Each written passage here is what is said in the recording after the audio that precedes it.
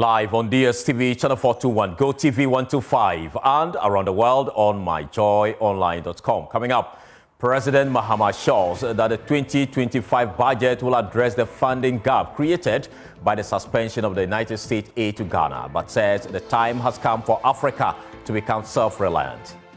To present the budget in March, so it's possible for us to make provision to cover what the shortfall in U.S. assistance is going to be. And fireworks as former Attorney General Godfred Dame takes on his successor over the withdrawal and discontinuation of 7 high-profile cases, arguing that the new AG's actions are clear attempt to whitewash NDC appointees. It's irresistibly point to only one conclusion: a calculated, preconceived ploy on the part of the NDC to wipe out all criminal cases pending against its leading members and officials of the John Mahama government, and clear them of wrongdoing not by the courts but through their attendant. Also, parents may soon be required to cover boarding school costs for their children as concerns grow over the sustainability of the free SHS system, with stakeholders urging parental contributions to keep the program running. People are willing to pay. Let them go and pay to go there. We must sit up and accept some cost sharing somewhere. If people get access to free tuition, then they get access to free other things. And particularly, the boarding system has put a lot of strain on the economy.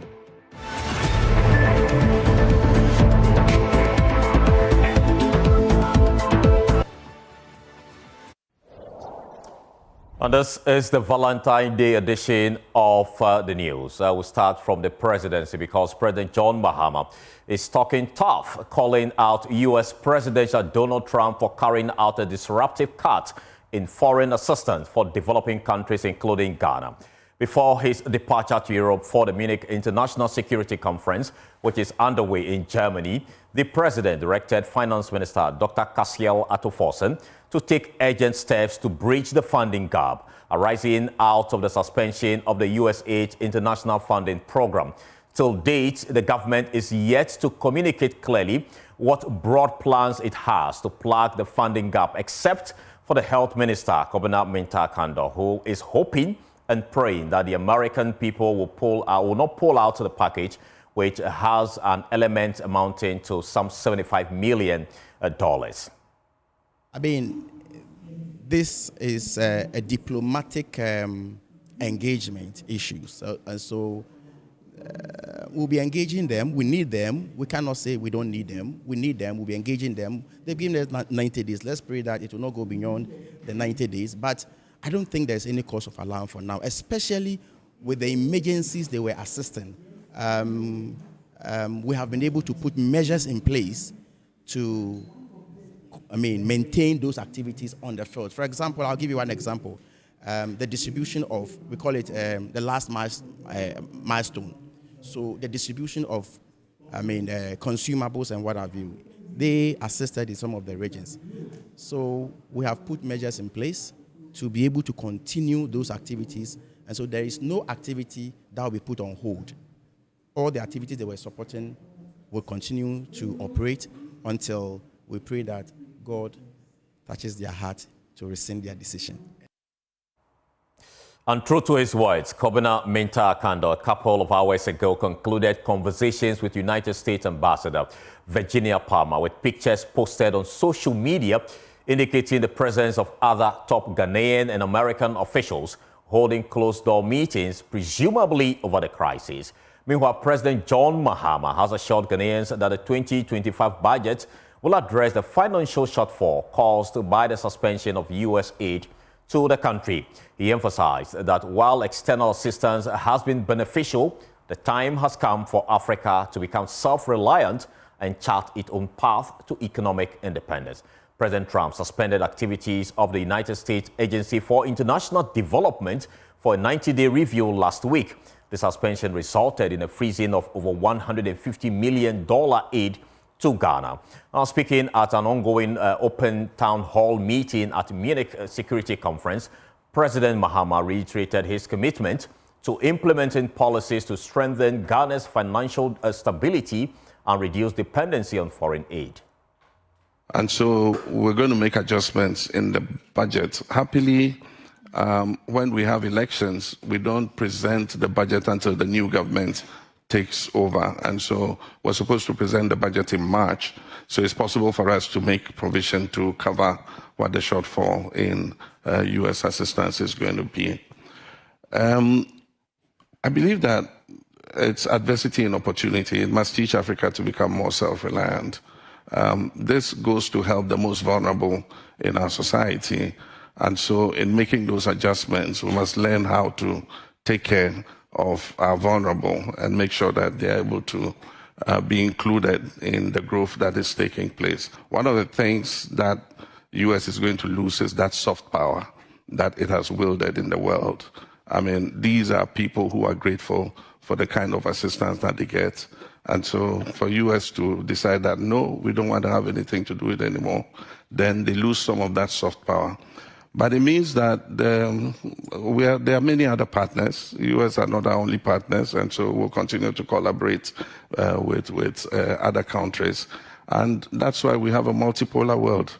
We are no longer a unipolar world. And so as bridges are burning, new bridges are being formed, and we need to look for those new bridges and be able to link the world on those new bridges. Like I said, U.S. is very well admired in a lot of the developing world, you know, for the kind of assistance that it gives, for its presence in many theaters. And so if it decides that it's withdrawing, I think that there are many other countries that can fill the gap. But aside from filling the gap, I think that it sends a signal to Africa that the time has come for us to be more self-reliant when it comes to issues to do, especially with the vulnerable in our society. We should roll out more safety nets. We must go for more equitable societies, bridge the gap between the rich and the poor, and put out opportunities for our young people to be able to make a life for themselves. Now, former Attorney General Godfred Dame has taken issue with the decision of current Attorney General and Minister for Justice, Dr. Dominic Ayine, to withdraw and discontinue 7 high-profile criminal cases. Mr. Dame argues that the move is a deliberate attempt to exonerate former government appointees implicated in these cases, questioning the legal justification for the withdrawal. More in the following report. Upon assuming office, Attorney General Dominic Ayine filed an application to withdraw and discontinue 7 high-profile cases. Among the dropped cases is the prosecution of Johnson Esiama, the former deputy governor of the Bank of Ghana and now acting governor, who was implicated in the collapse of UT Bank and Unibank. Also discontinued is the ambulance procurement trial involving Finance Minister Cassiel Atoforsin, formerly the minority leader, and businessman Richard Jakba. Additionally, the long-running case against former Cocoa Board CEO Stephen Opuni and businessman Seydou Agongo, accused of causing $271 million in financial loss through the Lithovit fertilizer scandal, has also been scrapped. Here is Attorney General Dominic Ayine defending his decision to discontinue the cases. I am keenly aware of the need to balance the public interest, in this case, against the interests and rights of the accused persons. Also, as Attorney General, I take absolute responsibility for all the decisions so far taken. I am not under any instructions or pressure to discontinue any case or to bring charges against anyone. Those who are in a haste to tag His Excellency the President of the Republic as a clearing agent should hasten slowly, because he is not responsible for prosecutions and has not directed me to drop any case. However, former Attorney General Godfred Dame has strongly opposed the move, calling it a ploy to shield former NDC government appointees from accountability. I consider the attack on the judiciary as part of the stratagem of the NDC to blame others for their resolve long before they assumed power, to clear all of Joe Mohammed's appointees of any criminal liability or past acts by withdrawing criminal cases pending against them. Indeed, Dr. Ayine's decisions are in furtherance of the resetting agenda of the NDC. So when these developments irresistibly point to only one conclusion: a calculated preconceived ploy on the part of the NDC to wipe out all criminal cases pending against its leading members and officials of the John Mahama government and clear them of wrongdoing, not by the courts, but through their attorney general. Dame has also accused Ayine of conflict of interest, arguing that he previously served as legal counsel for many of the individuals whose cases have now been withdrawn. The nation would note that Dr. Ayine and other leading figures in the NDC and the government of the day were counsel in many of the cases he has discontinued. I say that indeed it is not uncommon for defense counsel as Dr. Ayine and other NDC personalities were, looking at the same set of facts to come to different conclusions, informed by their varying understandings of the law and, of course, the undeniable political considerations they hold. However, I dare say that in taking decisions as monumental as withdrawing those cases, the only consideration has to be the national interest and not that of defense counsel. Further challenging the decision, Godfred Dame has demanded that the Attorney General produces any official memo from public prosecutors advising him to discontinue the cases. Did not engage in any meaningful consultation with the prosecution's division of the Office of Attorney General before instructing the filing of the withdrawals and no prosecution in the cases against senior members of the John Mahama government and other leading members of the NDC. The dates of filing of the said processes buttress the assertion I make, and I've referred to them already. I challenge Dr. Ayine to show any memorandum presented to him by the prosecution's division of the Office of Attorney General advising or indeed expressing a view on the consultation, discontinuation, or termination, as he calls it, of any of the criminal cases in question. As the controversy unfolds, questions persist about the implications of these withdrawals on justice, accountability, and rule of law. Prince Kwame Kuduga's report for Joy News. Let's now shift our attention to education because senior high schools in the Greater Accra region are on the brink of a financial crisis after their Bank of Ghana accounts were reportedly emptied by the government for unknown reasons, according to the Conference of Heads of Assisted Secondary Schools, CHAS. In December 2024, many senior high schools nationwide struggled with severe food shortages, with several institutions barely managing to stay operational due to a lack of funds. In response, the government released 200 million Ghana cedis as an emergency intervention. However, speaking to Joy News, CHAS President Reverend Father Stephen Owusu-Setre cautioned that the affected schools are once again at risk and could face serious challenges in providing meals for students if urgent actions is not taken. The regional chairman of Greater Accra, CHAS, called out to me and informed me about how some schools in the Greater Accra region have had their accounts swept and they are now in red and they cannot even feed their students and they cannot buy anything because the account with Bank of Ghana, I mean. So I also reached out to the Deputy Director General and the Financial Controller of the Ghana Education Service, and they confirmed that it is true and they are seriously working on it. So I also placed a call to Director of Finance of the Ministry of Education, and he also confirmed. I don't know the kind of monies that have been taken away from the... Yeah, it should be because maybe some of them have some monies in their account because their monies were for procurement of food items. Some schools went through the procurement processes and they are supposed to pay suppliers of those food items, and the checks are bouncing because the monies are not in the account. Let's stay a bit longer on education because the cost of Ghana's boarding school system remains a concern, with stakeholders recommending that parents contribute. To the Joy Prime National Dialogue on Free SHS in collaboration with School for Life, stakeholders in education propose a mix of revenue and parental support to sustain the policy. They emphasized that while tuition should remain free, testing could determine who pays for other expenses. My colleague Emmanuel Jiveno has more in the following report. Enrollment in senior high schools has jumped from 25.7% in 2016 to 56.3%, but funding and infrastructure struggle to keep up. Access is key, quality is key, and also the impact on our socioeconomic transformation is also very key. Basic education level has received relatively lower attention from the government by way of resource commitment and support due to the heavily demand of the senior higher education. Concerns include food shortage, teacher workload, and financing.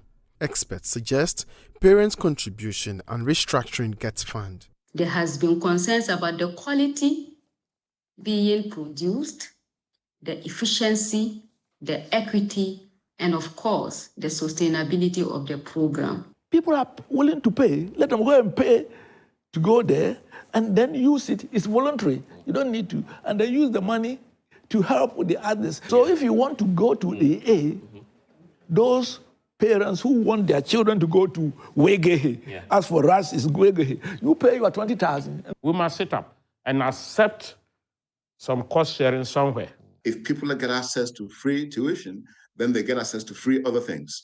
And particularly, the boarding system has put a lot of strain on the economy. Stakeholders emphasize the need for curriculum improvement and modern infrastructure to support growing enrollment. We need to do this longitudinal study so that by the time that they are exiting the junior high school to the senior high school, we know exactly the program that is fit for them. Teachers must learn to teach class in such a way that different people with different abilities will be able to benefit from the class. That was the essence of the NST, so that the student is tracked from basic 3, basic 6, and then when he gets to basic 8, that gives you an idea the various abilities of the student, and then you have a more informed way to direct the student which direction that he should go. We are expecting a significant increase, not only on access, but we are also expecting that quality will also be enhanced. And the final expectation is that when access marries quality, that is where we have an impact on the socio-economic Free transformation. SHS has reshaped Ghana's education, but sustaining it requires innovation and shared responsibility, where strategic reforms, collaboration, and commitment from all stakeholders, the policy can continue to empower future generations. Emmanuel Jivenu, Joy News, Accra. Let me now take you to the Ashanti region because the Asantehene Otumfuo Setito II has agreed to fasten the mediation process for the Bawku conflict, saying the country cannot afford to let the fight destroy its unity and progress. The Asantehene made a statement during a meeting with a government delegation led by Defense Minister Edward Omane Boamah and Interior Minister Muntaka Mubarak at the Mensah Palace in Kumasi. The meeting was to discuss the ongoing conflict in Bawku, which has resulted in the loss of many lives and the displacement of thousands of people. My colleague Nana Boachi Yado report from the Mensah Palace.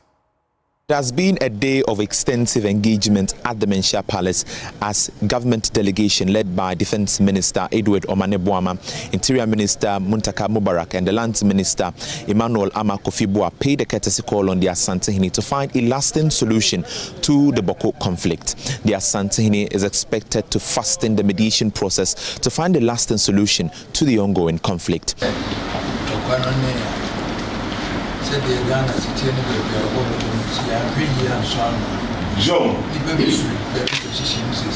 If we are not careful, people will hide behind this fight to do something dangerous. We can't destroy our country because of this fight. Whatever we will do to help stop the fight will be done. All I need is for you to depoliticize it while we handle the traditional aspect. The Defense Minister Omane Boamah indicated that the Asantehene has accepted to engage extensively with the leadership of Bawku and also take part of the traditional consultation, which will lead to finding a lasting solution to the conflict in Bawku. President Akufo-Addo had tasked Otumfuo Setito II to address the traditional aspect of the dispute. And so, as we work on the security bit, we need to look at it in a two-track manner. The security one and also the traditional.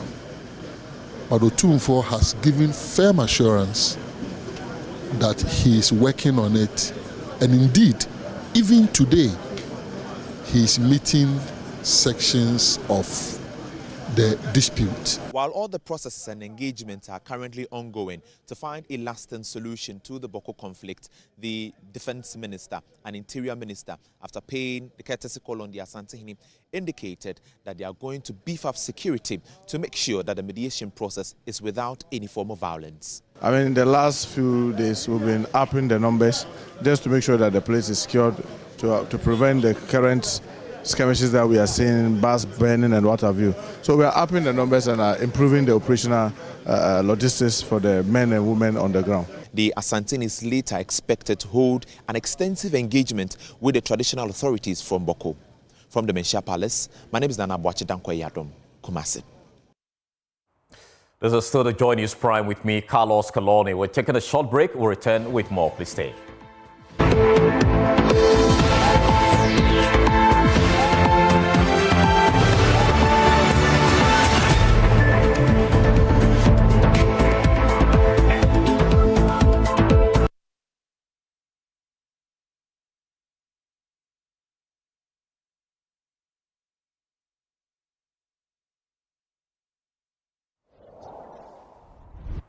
Welcome back and thank you so much for staying with us. Now, when love transcends sight and touch, it becomes a force that defies all odds. Kobby, a gifted musician who is visually impaired, and Esther, a physically challenged seamstress, have built a love story rooted in deep connection and unwavering devotion. Though they have never met in person, their bond flourishes through endless phone calls and WhatsApp chats. This Valentine's Day, they long for the moment they can finally meet face-to-face and rekindle their love. Here are excerpts of the report filed by my colleague Sheila Sichi. Many does nina Eye ambassador na midowo Neba de se na odowu kwe na minye dinia. Esther and Kobby share a unique and powerful bond, a love that defies the physical limitations they both face. Kobby, a kind-hearted man who is visually impaired, finds strength and solace in Esther's presence, while Esther, unable to walk, finds comfort in Kobby's unwavering affection. 10 years and I became bedridden at age 10. I couldn't continue my education because of my condition. I decided to learn how to sew. It's been 15 years now since I learned sewing. After learning, I sat at home for 2 years where I started practicing in my room.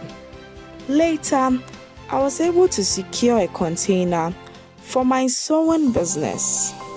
I currently have 15 apprentices. I have worked with visually impaired persons for quite some time now. I also have a child. My child's father abandoned me. So I decided to look for a person who is also physically challenged. I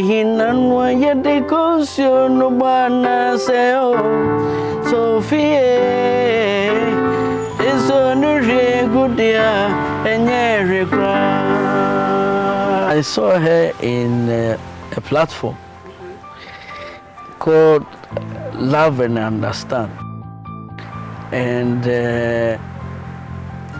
we were doing hot seat, and she came and asked me some serious questions, and I said in my mind that, wow, this lady, I want to talk to her. So I finally found her number and called her. So when he called, I told him I was busy and would call him later. Later, I returned his call. I didn't know him, so he said he was on the same page with me, and that was where he got my number. After he expressed interest in me, I told him to give me some time because of my past experience with my child's father. and some no ka say oh. Enye memma nyina ne te sa.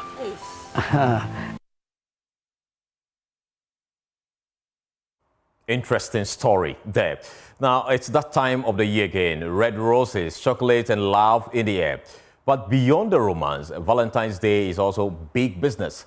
This year, however, traders at La Paz Market say sales have been slow, blaming the rising cost of goods. My colleague Esther Nkrumah visited the market to find out more.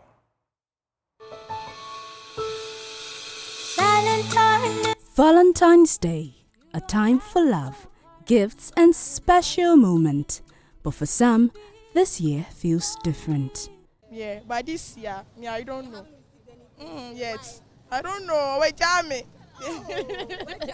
Fatima isn't expecting any gifts this season. Not because she doesn't love the celebration, but because she recently ended her relationship. What's the best Valentine's Day gift you received? Wow, last year. Oh, wallahi.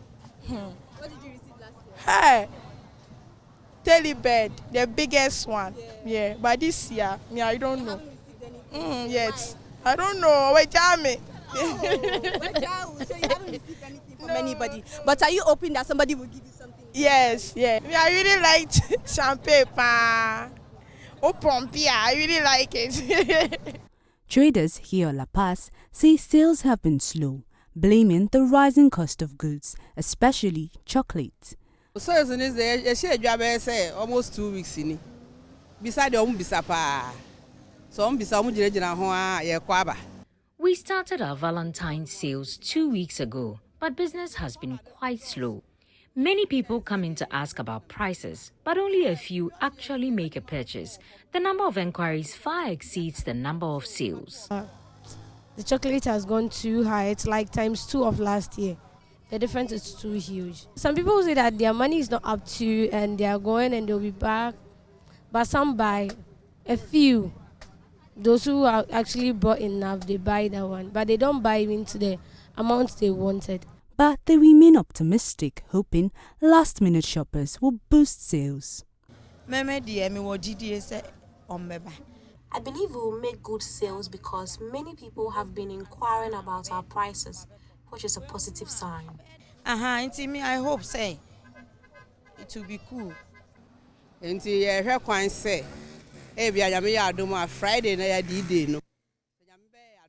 We are hoping that sales will pick up on Friday, which is the big day. We are hopeful that sales will pick up on Valentine's Day itself, as that is when we usually see a rush of customers making last-minute purchases. From quiet dinners to simple gestures, people are finding ways to celebrate love. And if you're still looking for a gift, you certainly don't have to break the bank. The highest to 400, 350, and I will lower. Our prices remain affordable, with the highest package going for 400 cedis and the lowest priced at around 130 cedis. Here at La Paz, traders remain hopeful. And whether it's an expensive gift or a simple gesture, one thing is certain: love would always find a way. For Joy News, Esther, AG Nkrumah's report. Now, away from the program's manager of the National AIDS and STI Control Program, Dr. Isiado, has called for a targeted, strategic and efficient HIV and STI response. He emphasized innovation to combat these diseases while optimizing resources. He noted that a sustainability roadmap is already in place. Speaking at a free condom distribution event across 7 locations in Accra on Valentine Day, he stressed the need for targeted interventions to maximize impact. There's more in the following report. To promote safe sex awareness, the National AIDS and STI Control Program, in partnership with the Ghana HIV and AIDS Network, GANET, distributed thousands of free condoms across 7 locations in Accra, including the Okponglo traffic light in Legon, as part of effort to reduce infections as Ghanaians marked Valentine's Day on February 14th. Speaking to the media, Ghana's Monitoring and Evaluation Officer Gladys Akwete emphasized that the initiative aims to curb the rising HIV infection rate in the country. In the year 2023, we recorded about 17,000 new infections. And just last year, that's 2024, there was some testing done, HIV testing done. And from January to September, we recorded about 35,000 newly diagnosed HIV positive cases. And that's alarming and concerning as well. Today, because of those figures we've been seeing over the years, the deaths, the new infections, number of people living with HIV, and knowing that HIV, most of it is gotten through unprotected sex, and also that there are more than 100,000 people living with HIV in Ghana who do not know their status. We then decided that we are going to take advantage of all seasons, all programs happening in Ghana this year, and during each festive season that we know there's the potential of risky sexual behaviors, we are going to share condoms to the general public. That is why we are here. And we are not only here, we are in 7 different locations in Accra today, where we are distributing packaged condoms to the general public. We want to tell them to spread the love and not the virus. We want to tell them the consequences of not protecting themselves, and also the advantages of protecting themselves, especially in this festive season. For his part, the program manager of the National AIDS and STI Control Program, Dr. Asiado, urged targeted, strategic and efficient approach to combating HIV and STIs while optimizing resources. Under the leadership of the Ghana AIDS Commission, we started discussion on the sustainability of the national response. The national response, where we have reached and where we've come from, requires rethinking, reorganization, efficiency, and targeted intervention, because there's dwindling resources. So next week, I'll be part of a meeting to discuss HIV sustainability for prevention and so on and so forth. And this one started, we've had our other meetings already, and Ghana has developed a roadmap, sustainability roadmap. And we are waiting for the settlement of the new president and new government. We're going to have a discussion with new leadership, or provide orientation and discussion with our new minister to discuss the sustainability of the national response. We need to begin to look at targeted intervention, efficiency, innovation to reduce the need for more resources. But the push is to ensure greater domestic financing.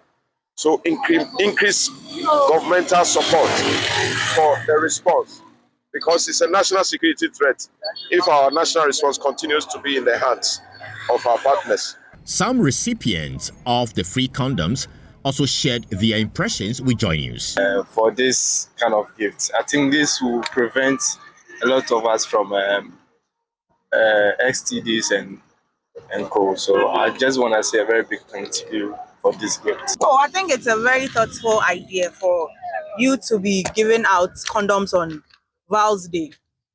It's a thoughtful gift. If it's not on, it's not in. Protect yourself. AIDS is real. As loved ones head out to celebrate Valentine's Day, the Ghana AIDS Commission, in collaboration with its partners, is urging the public to practice safe sex. For Joy News, Carlos Caloni, Accra.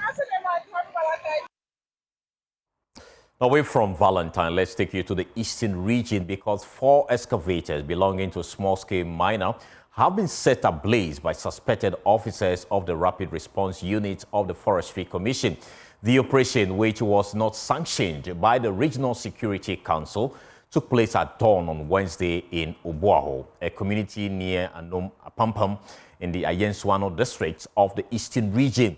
According to the concession owner, the mining equipment was hired to aid in land reclamation.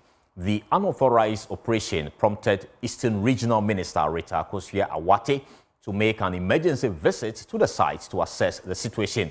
Addressing residents and affected miners, the minister stated that the operation was neither authorized by the Regional Security Council nor the central government. She assured them that RECSEC would investigate the matter and recommend appropriate sanctions. The task force also banned at least 20 excavators and other mining equipment in Labikrom, Dompem and Pamnin, all in the Itiwa district of the Eastern region. Silon Galamsey, the chief of Kwabinakrom in the Bekwai municipality of the Ashanti region, is calling for urgent steps to switch to sustainable mining practices following fresh invasion of the area by illegal miners. Nana Osei Kobina says the devastating effect of illegal mining practices must not be allowed to continue. Illegal miners have taken over wetlands and farmlands in the area, threatening the long-term land use of the area. My colleague Erastus Asaridonko honored his invitation to educate the people on the effects of Galamsey and gauge the situation in the area. Now, report. Across the country, growing of cash crops like cocoa and other crops, in fact, agriculture in general, is giving way to illegal mining, popularly known as Galamsey.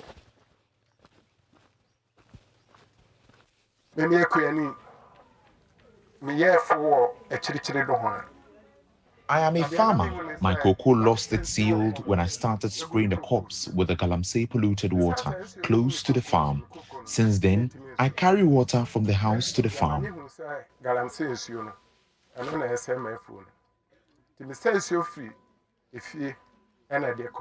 Those mining this wetland are yet to produce any legal document authorizing their work here upon request by Joy News.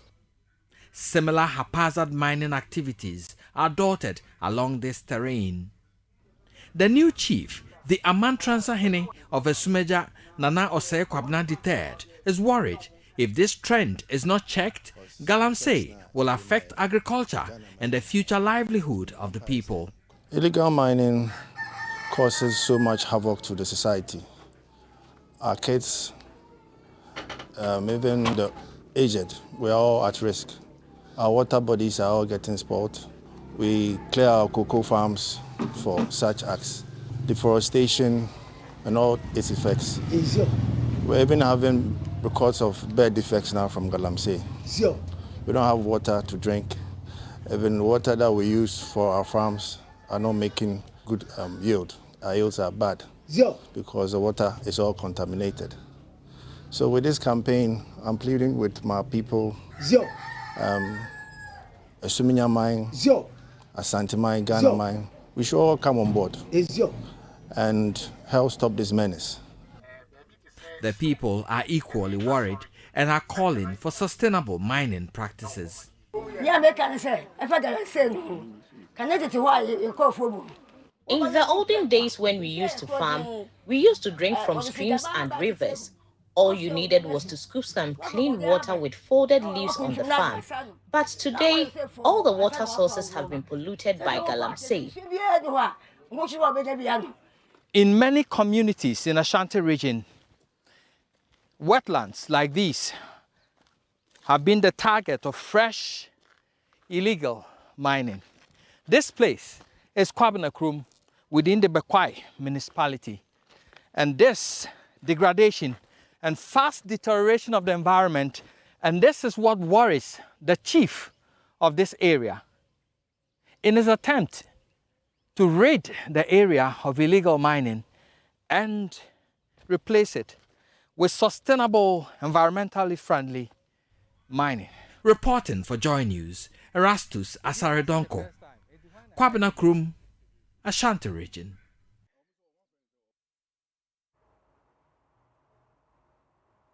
Well, we'll take a short break. We'll return with a special Valentine, showbiz for you. Stay.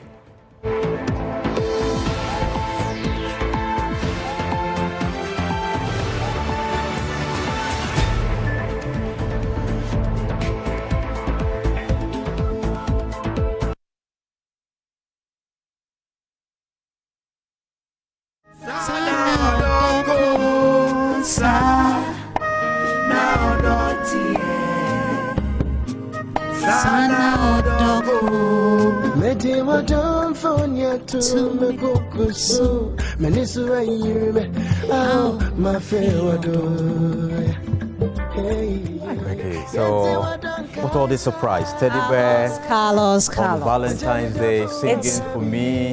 It's Prime Showbiz Valentine's Day special. And so I'm just trying to make the day special for both of us. Okay. Yeah, I gave you that teddy bear because, well, I haven't had any gifts the whole of today. Okay. So I know where I stand. Earlier this afternoon, I listened to a stat. Okay. By the Joy News team, and this is what people do, the activities that people do on Valentine's Day. Okay. Some 36.10% of the people go out with their partners. 19.10% thinks that is a normal day. I don't plan to do anything where I fall. Okay. Let's just stop right there. That's where I am. That's where you are. The 19.10%. Right. The 90% of the people go out with their friends and family. And we have, some people spending time indoors with their partners. I'm sure Newton is part of Newton falls here. 13.80%. Okay. You fall there as well because you're going to be spending time with your partner indoors right after this. And 12%, they treat themselves. Well, I don't know where that falls. Okay. But, basically, that's what's happening today. It's a special. I'm giving you a performance today. That's why we have this. And I already also started. our viewers who are not going out. Yeah. I'm giving you a performance. I'm that kind. But before that, let's remind viewers also that Diana Hamilton came to the multimedia group, paid a courtesy call on the multimedia group ahead of Sunday's event.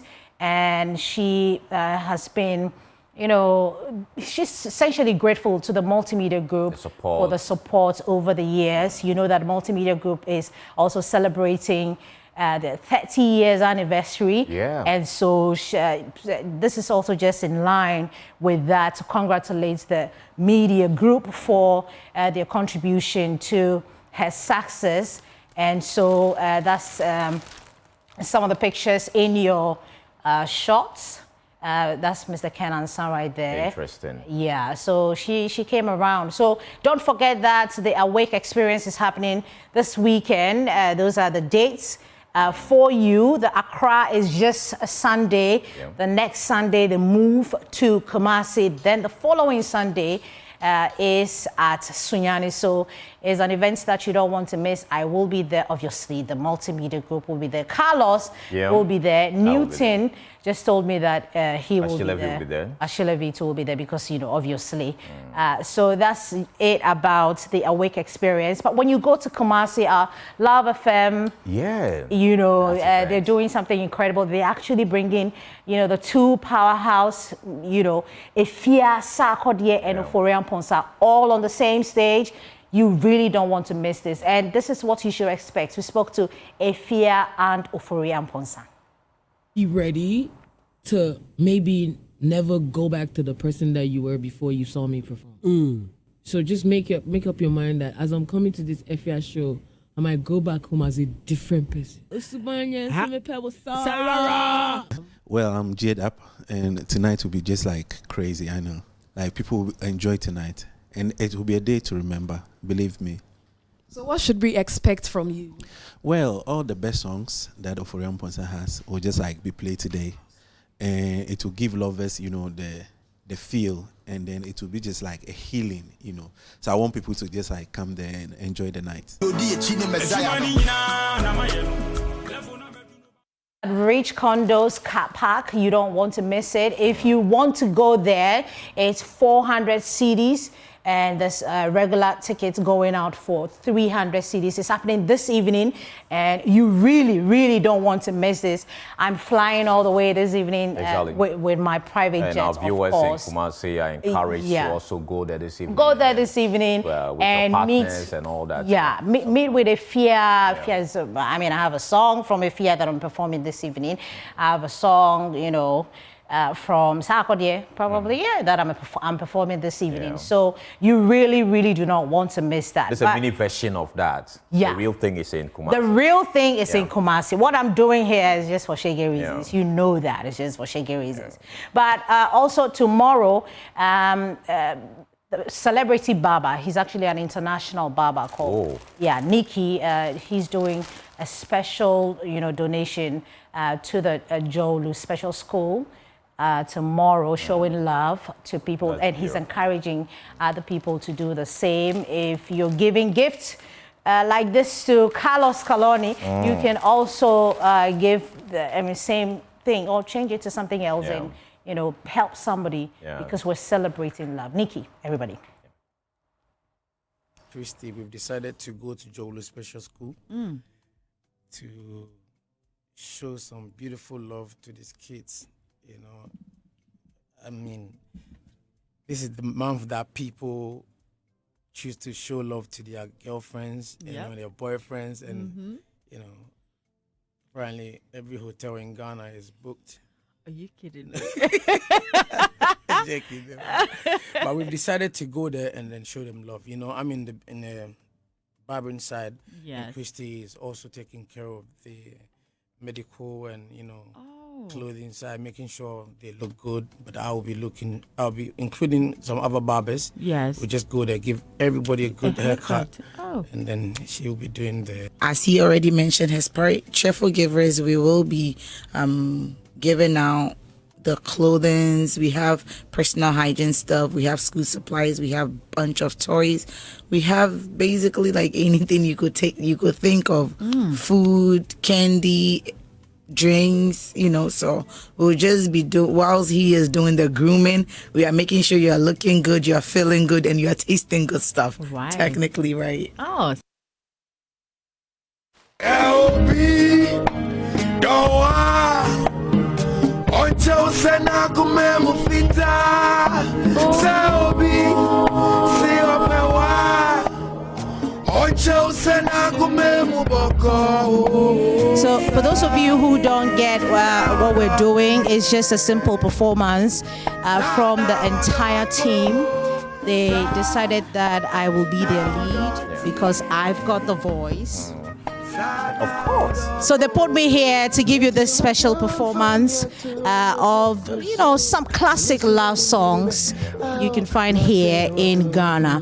David. Let me enjoy. So this is for you, Carlos. Sure, thank you.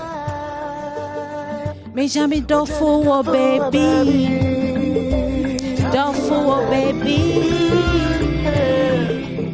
If you miss on the way, na musi upo haboni. Kai seboni no mi firewood. Nama Jo, nama Pauli Pati. Jo, that's Stonebwoy though. Nyama Jo, nama Pauli Pati. Hey,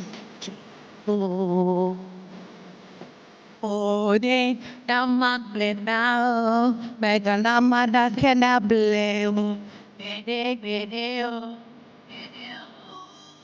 Oh, de nama now, mega nama da kena blame.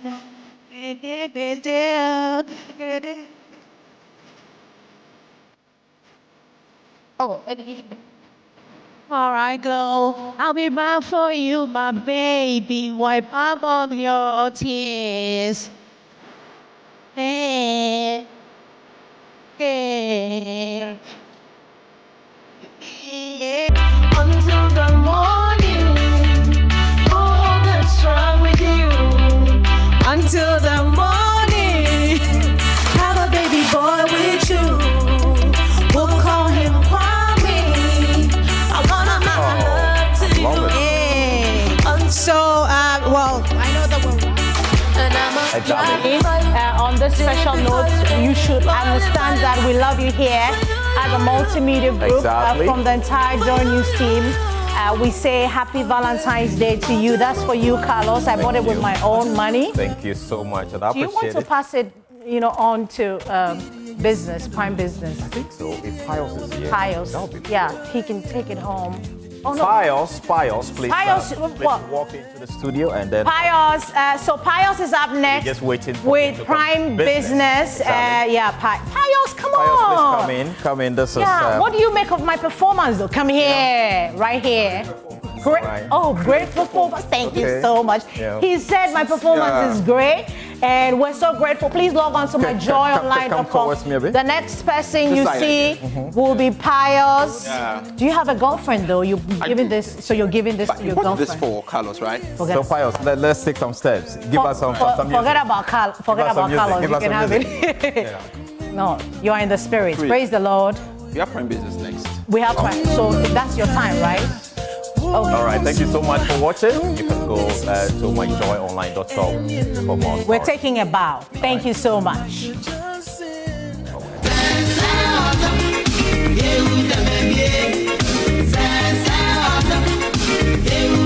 Yeah.